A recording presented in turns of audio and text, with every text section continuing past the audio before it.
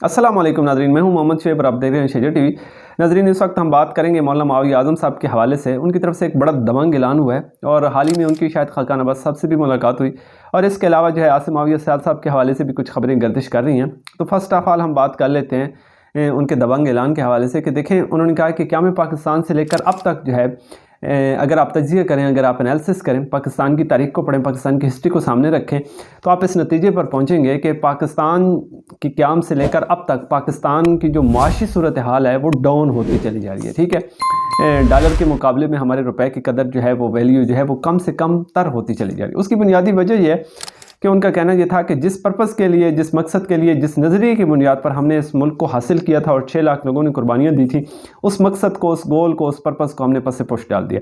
और हम असम्बलियों में ऐसे लोगों को भेजते हैं कि जो असम्बली में बैठे होते हैं और उन्हें सूरह इखलास तक नहीं आती, उन्हें दुआए कुनूत नहीं होती, उन्हें सही तरह से जो है कलमा पढ़ना नहीं आता। तो अब आप ख़ुद सोचें कि वो लोग पाकिस्तान की किस्मत को कैसे बदल सकते हैं। पाकिस्तान की तकदीर को तो वो बदलेगा जो कि जिस पर्पज़ के लिए पाकिस्तान हासिल किया गया था, उस पर्पज़ से, उस नज़रिए से आगाह होगा, वाकिफ़ होगा, आशना होगा। ठीक है, तो उन्होंने कहा कि देखें, एक और बात भी उन्होंने बड़ी मज़े की कही है कि मैं जब 2018 में MPA बना तो मैंने तकरीबन 6 से 8 लाख रुपए ख़र्च किए और जो लोग 10 करोड़ रुपए जो है ख़र्च करके असम्बली में पहुँचते हैं, मतलब 10-10 करोड़ रुपए लोग ख़र्च करते हैं इलेक्शन लड़ने के लिए और फिर वो असम्बली में जब जाते हैं तो आप ख़ुद सोचें कि जिस बंदे ने 10 करोड़ रुपए ख़र्च किए हों तो वो सबसे पहला काम क्या करेगा?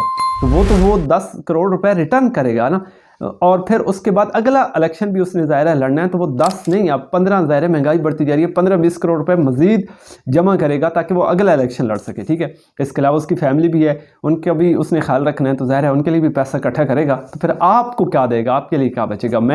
उनका कहना यह था कि जब 2018 में मैं MPA बना तो मैंने 23 करोड़ रुपए की मैंने एक सड़क बनवाई। तो जब ठेकेदार ने सड़क बनाई तो वो सड़क उसने ठीक तरह से नहीं बनाई, तो मैंने कहा इस रोड को खेड़ो, दोबारा से बनाना पड़ेगा। तो उसने मुझे कहा कि मौलाना साहब हम आपको हदिया पेश करेंगे। मैंने कहा मैं हदिया लेने वालों में से नहीं हूँ। इस तरह उनका कहना यह था कि हुसैन इब्न अली के नाम से जो है मैंने एक हॉस्पिटल बनाया है, मैंने दिल का हॉस्पिटल बनाया है, मैंने चौक चौराहे जो है ना उनके रोड्स जो हैं उस हवाले से मैंने काम किया है।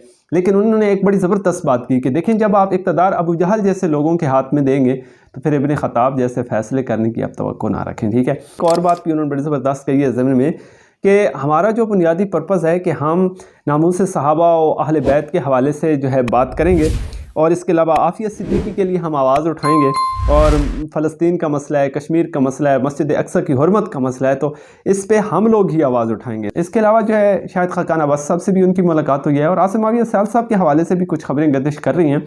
तो ये जो डिटेल्स हैं ये इंशाल्लाह मैं अगले व्लॉग में आपकी खिदमत में पेश करूँगा। देखते रहिए शेजर टीवी। मुझे दीजिए इजाज़त, दुआ में याद रखिएगा। अल्लाह ने के बाद।